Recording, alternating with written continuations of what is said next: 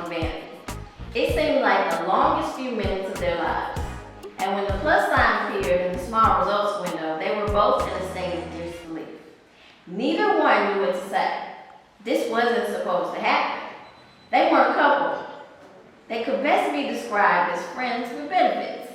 This wasn't the way Natalie wanted to usher in motherhood. She planned on being married to a man she loved, financially secure and prepared mentally and emotionally to take on the challenge of being responsible for another person's well-being. Marcus was a great guy, but he wasn't her boyfriend. If he wanted a relationship with her, she would have no problem with it.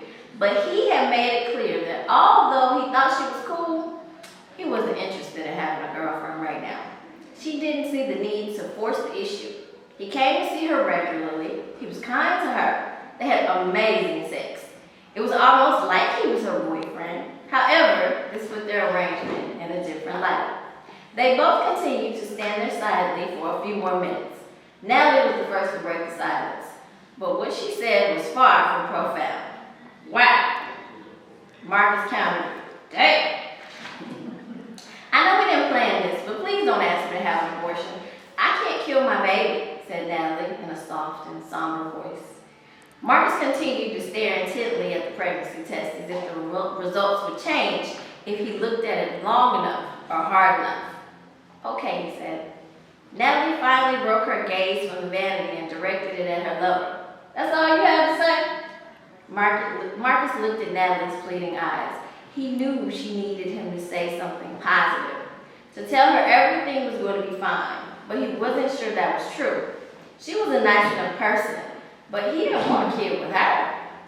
He planned to have all his children with his wife, and she certainly wasn't someone he would marry. She had a banging body, and that's what kept him coming to see her. Not to mention the fact that she made him feel like a king, waiting on him hand and foot. She seemed to get enjoyment from pleasing him, and who was he to deny her pleasure? Beyond that, he didn't really have a reason for spending time with her. She stimulated him sexually, but not intellectually. All she seemed to care about was celebrity gossip and her dog Pepper. How did this happen? They had been careful.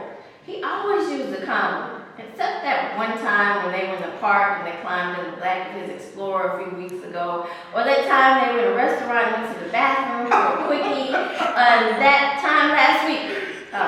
Maybe they weren't so careful. I don't know what to say. This is serious, said Marcus. Natalie looked at him in disgust. Thanks, Einstein. I never would have figured that out. How do you feel about this? Marcus suddenly felt like there was a morbidly obese man standing on his chest while eating a turkey leg. Natalie's bathroom had always been small, but at that moment, it felt minuscule. Why was she asking him all these questions? Did she really expect him to answer? Marcus, I need to know what we're going to do about this. Where do we go from here? We? Is that the two of us? There is no we. There's only me, Marcus, the guy who will come over here and have my sexual needs attended to at any time. And then there's you, the good girl, closet freak, who's willing to give it to me. I never took you around, my friends. You only met my mother because she dropped by without an invitation. The most we've done is go to the movies and get something to eat. There is no we, Marcus thought. Those words ran through his mind, but what escaped his lips was, are you sure it's mine? Natalie sat down on the toilet. Marcus had no idea how she felt about him.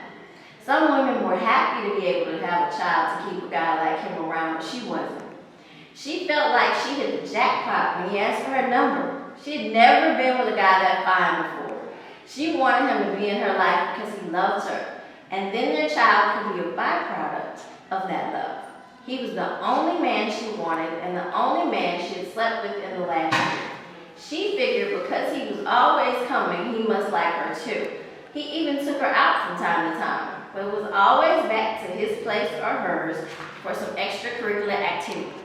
But she didn't mind because in that department, he was the MVP. Of course it's yours. I haven't been with anyone but you. We agreed to be monogamous, remember? Marcus could tell he hurt her feelings. He was being a jerk. He felt the overwhelming need to leave. I have to go, Natalie. She looked at him with pleading eyes once again. Do you have to? I feel like we should talk this out or something. What she wanted to say was, I need you to hold me because I'm scared. She wrapped her arms around herself and began to rock back and forth. She wanted to cry, but she didn't. Not in front of Marcus. She would not use her tears to make him stay. Marcus wasn't a bad guy. He wanted to soothe Natalie's fears, but he also didn't want to lie to her. He had done his best not to do that for the past 3 months. She said she understood their arrangement, and she was fine with them having sex with no commitment. Her only requirement was that he didn't sleep with other people. He didn't mind that because he really wasn't that kind of guy, and she knew how to hold his attention. But this changed everything. It was no longer just fun and sex. He didn't have to be at work for a few hours, but he wanted to be anywhere but there in that bathroom looking at that stupid test. I'll call you later, he said. Sure, responded Natalie, and she ended their conversation with her usual, be safe. Thanks, you too. Marcus reached out his hand and touched her shoulder. It was the only reassuring gesture he could muster at that moment. It was cold and hard. She usually felt warm and receiving of him. Natalie continued to rock herself back and forth. She didn't even look at him. His hand felt as cold as his response to this life-altering news. She watched his back as he walked out of the bathroom. They were about to bring a life into this world. Shouldn't there be a little joy somewhere? She listened to his footsteps as Marcus made his way down the steps and out her front door. Only then did she release her tears she was holding hostage. The last thing she wanted was a baby with a man who didn't want her. Pepper, her Yorkshire Terrier, came in the bathroom, leapt into her lap, and licked her cheek. At least someone cared about her.